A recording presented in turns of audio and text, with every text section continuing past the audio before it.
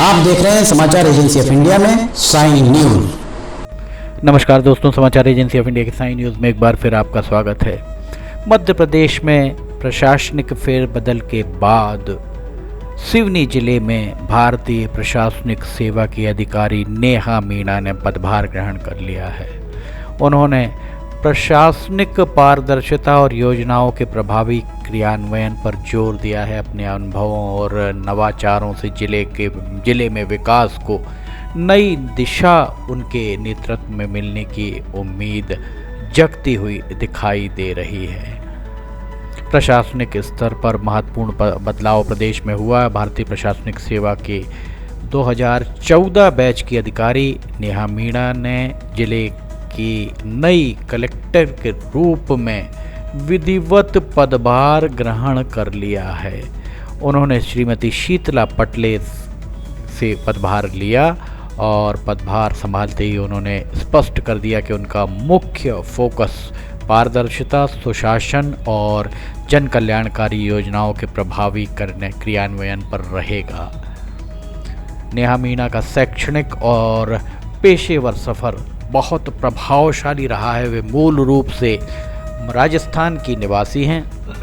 उन्होंने राजस्थान विश्वविद्यालय जयपुर से इकोनॉमिक ऑनर्स में स्नातक और अर्थशास्त्र में स्नातकोत्तर प्रथम श्रेणी में उत्तीर्ण किया है। सूत्र बताते हैं कि उन्होंने 2011 में जब IAS नहीं बनी थी, भारतीय आर्थिक सेवा इंडियन इकोनॉमिक सर्विस की परीक्षा उत्तीर्ण की और नीति आयोग में रिसर्च ऑफिसर के रूप में उन्होंने अपनी सेवाएं दी हैं। इस अनुभव ने उन्हें नीति निर्माण और आर्थिक विश्लेषण की गहरी समझ निश्चित तौर पर प्रदान की है, जो उनके प्रशासनिक कार्यों में भी झलकती हुई दिखती है। नेहा मीणा मध्य प्रदेश काडर की अधिकारी हैं और उन्होंने अपने कैरियर में अनेक महत्वपूर्ण पदों पर कार्य किया है। सिवनी आने के पहले वे झाबुआ में कलेक्टर के पद पर पदस्थ थी। उन्होंने कई जनहित योजनाओं का सफलतापूर्वक क्रियान्वयन किया है। इसके पूर्व सूत्रों ने बताया कि धार में वे असिस्टेंट कलेक्टर रही, बागली में SDM अनुभागीय अधिकारी राजस्व थी, नीमच और रतलाम में भी उन्हें महत्वपूर्ण जिम्मेदारियां उनके पास थीं। झाबुआ की कलेक्टर भी वे रह चुकी हैं। नेहा मीणा को उनके उत्कृष्ट कार्यों के लिए राष्ट्रीय स्तर पर कई सम्मान मिल चुके हैं, जो उनके प्रशासनिक कौशल को दर्शाने के लिए पर्याप्त माने जा सकते हैं। कुछ प्रमुख सम्मानों में हम आपको बताते हैं। 2024-25 में प्रधानमंत्री पुरस्कार, आकांक्षी ब्लॉक कार्यक्रम के तहत स्वास्थ्य, शिक्षा और बुनियादी ढांचे में सुधार के लिए उन्हें सम्मानित किया गया था। 2025 में राष्ट्रीय मतदाता दिवस पुरस्कार उन्हें प्राप्त हुआ। मतदाता जागरूकता अभियान, मतदाता काका काकी के लिए उन्हें प्रदान किया गया था। राष्ट्रीय जल पुरस्कार, चोरल नदी के पुनरुद्धार और जल प्रबंधन के लिए उन्हें ये पुरस्कार प्रदान किया गया था। उनके द्वारा जब सिवनी में पदभार ग्रहण किया तो पहली बैठक में जिले की भौगोलिक और प्रशासनिक स्थिति की उनके द्वारा जानकारी ली गई और विभिन्न विभागों की समीक्षा भी की। उन्होंने स्पष्ट किया कि आने वाले दिनों में विभागवार बैठकों के माध्यम से योजना की प्रगति की गहन समीक्षा की जाएगी और कार्यों की गुणवत्ता और गति दोनों में सुधार हो सकेगा। पदभार ग्रहण करने के पहले नेहा मीणा सिवनी के प्राचीन मठ मंदिर में गईं और वहां उन्होंने पूजन अर्चन किया। नेहा मीणा ने मीडिया प्रतिनिधियों के साथ परिचयात्मक बैठक भी की, जिसमें उन्होंने मीडिया की भूमिका को महत्वपूर्ण बताया। उन्होंने मीडिया, प्रशासन और जनता के बीच एक सेतु का कार्य करता है मीडिया, ये बात स्थापित की।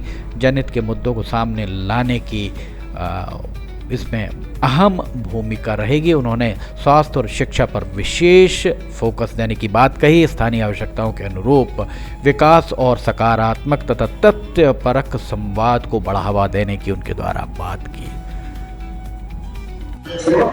आने वाली पीढ़ी है या आने वाली जो जनरेशन है वो सबसे पहले अवेयर हो। एजुकेशन ही नहीं, मैं आपको नॉलेज की बात कर रही हूँ। और दूसरी बात है कि वो हेल्थ पॉइंट रिसर्च है। तो हेल्थ और एजुकेशन दो सोशल इंडिकेटर्स है जिसमें मैंने हमेशा फोकस किया है, काम किया है। और सिवनी में भी अभी मेरा यही मानना है कि मैं हेल्थ और एजुकेशन पे जो है विशेष फोकस रखूंगी। और साथ में मैंने 8 ब्लॉक में से 5 ब्लॉक को ट्राइबल डोमिनेंट है चूंकि मेरा इधर जिला को पूरा ही ट्राइबल डोमिनेट है, मेरा ट्राइबल वेलफेयर और ट्राइबल जो स्कीम्स हैं उसमें काफी अच्छा अनुभव रहा है। तो मैं पूरा प्रयास यही करूंगी कि यहाँ पे जितने भी स्पेसिफिकली जो ट्राइबल वेलफेयर के लिए जो स्कीम्स बनाई गई हैं उनको हम लोग ग्राउंड लेवल पे पूरी पारदर्शिता से और पूरी ईमानदारी से उसका हम एग्जीक्यूशन करवा सकें। और साथ में हमारे जो हॉस्टल्स हैं बच्चों के, स्पेशली आदिवासी बच्चों के जो हॉस्टल्स बने हुए हैं उसको विशेष रूप से ये कुछ प्राथमिकता है जो मैं मेरी तरफ से निर्धारित करके आई हूँ। बाकी मेरे ख्याल से जब मेरे एक महीने का समय निकल जाएगा, जब मैं बहुत अच्छे से जियोग्राफी भी समझने लगूंगी, तब और चीजों के बारे में भी मैं आप लोगों को बताऊंगी और हम लोग समय समय में बोलते रहेंगे, इसमें आप लोग निश्चित रहिएगा। चलिए, आप लोगों की तरफ से कोई पॉइंट बताएं। बाकी मैंने मेरी प्राथमिकता बता दी है। मेरे ख्याल से मुझे आप लोगों को मेरे घर का काम आपको शायद गूगल या चैट जीपीटी का तो निकाल ही दिया है, श्योर अबाउट इट। तो सोशल सेक्टर में मेरा हमेशा बहुत फोकस रहा है और सोशल सेक्टर बहुत जरूरी भी है, स्पेशली जब हम बात करते हैं, जब हम जनजातीय बाहुल्य ब्लॉक्स के जनजातीय बाहुल्य क्षेत्र की बात करते हैं। ठीक है, यहाँ पर मेरे को ये भी पता चला है कि यहाँ पे ना माइनॉरिटीज की एग्जिस्टेंस है और ये बड़ा ही मिक्स्ड सी पॉपुलेशन है जो हमारे जिले में एग्जिस्ट होती है। तो इसलिए हमें ये देखना पड़ेगा कि आने वाली एक महीने में, मुझे लगता है कि आने वाली एक साल की क्या मेरी कार्य योजना रहेगी, उसे मैं और अच्छे से निर्धारित कर पाऊंगी। आप लोगों की तरफ से पॉइंट लगे मुझे अच्छा, मेरे लिए भी अच्छे रहेंगे, क्योंकि मेरा ऐसा मानना है कि मीडिया जो लोकतंत्र है उसका चौथा महत्वपूर्ण स्तंभ।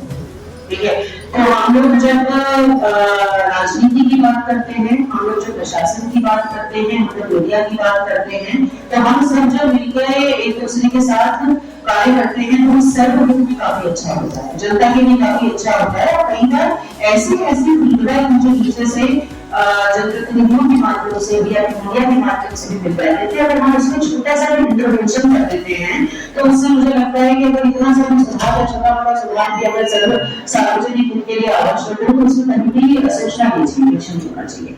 आज हम जब बात करते हैं तो आज हम गवर्नमेंट की बात नहीं करते हैं, आज हम गवर्नेंस की बात करते हैं। आज वो समय है कि हम खुद जाके जो स्कीम्स हैं उनको हम जमीनी स्तर पे कैसे इम्प्लीमेंट करवा रहे हैं और उनको उसका हम लोग किस प्रकार का फीडबैक ले रहे हैं, उसके लिए बेहद आवश्यक है कि हमारा पूरा अमला जो है वो रहे। और उसके लिए जरूरी है कि मैं और मेरी जो पूरी टीम है वो ज्यादा से ज्यादा जो सेक्टरल फंड आते हैं वो कर सके और ये निर्धारित कर सके कि हमारे जो प्रायोरिटी वाले एरियाज कैसे हैं। जैसे कि बता रहे थे कि आप जानते हैं कि क्षेत्रफल वाली हमारा जिला बहुत बड़ा है। हम लोग ब्लॉक से बैठ के अगर हम बात करेंगे मंडला का जो एकदम पास में सटा गाँव में वहाँ क्या हो रहा है, तभी हम जान सकते हैं कि कम से कम 3 महीने में तो एक बार जाकर गाँव को टच करेंगे। तो इसलिए सेक्टरल भ्रमण का एक प्रोग्राम है जो बहुत जल्दी जारी करने वाली है। और अब आप लोगों की तरफ से कुछ पॉइंट्स हैं तो आप बताएंगे, क्योंकि तो परिचर्चा है, मेरी तरफ से मैंने बता दिया है। बाकी इंट्रोडक्शन से मुझे एक नजर लिया कि यहाँ पे मीडिया काफी डाइवर्स है और मीडिया में रिप्रेजेंटेशन सबका है, पूरी डेमोग्राफी का रिप्रेजेंटेशन है, ये भी उनको देखने में पता चल गया है। तो ऐसा मैं मान के चल रही हूँ कि जिस हर कोई अपने अपने तरह के मुद्दे उठा सकता है। तो आपने देखा नेहा मीणा के द्वारा जो कहा गया वो हमने आपको दिखाया। अब हम आपको बताते हैं पत्रकार वार्ता में भी नेहा मीणा के द्वारा ये बात कही गई कि वे पत्रकारों के लिए सहज सुलभ उपलब्ध रहेंगी। पत्रकारों के द्वारा भी अपनी बातें रखी गई, उन्होंने पत्रकारों से सुझाव भी मांगे। पूर्व जो कलेक्टर्स रहे हैं उनकी कार्यप्रणाली के संबंध में उन्होंने कहा कि उनकी पूर्ववर्ती कलेक्टर्स की कार्यप्रणाली की समीक्षा करने वे नहीं बैठे हैं, इसलिए आगे क्या होगा ये बात कही जाए।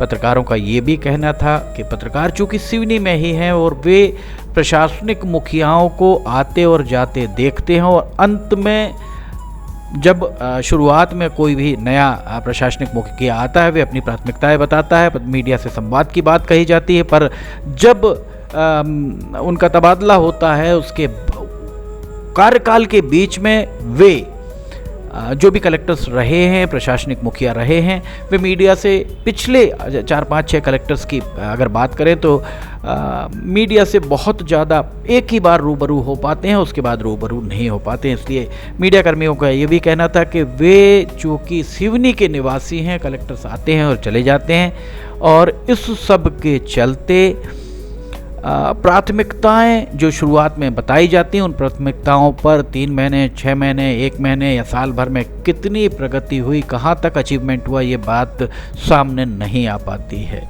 इसलिए पूर्व की बातें भी ज़रूरी हैं, ये बात कही गई। वैसे नेहा मीना के तेवरों को देखकर, उनके द्वारा मीडिया से जिस तरह का संवाद किया गया, 1-to-1 चर्चा की गई, उसे देखकर लग रहा है कि आने वाले समय में सिवनी का कुछ तो सिवनी में बदलाव की बयार बह सकती है। समाचार एजेंसी ऑफ इंडिया की साई न्यूज़ के लिए अशोक सोनी की रिपोर्ट।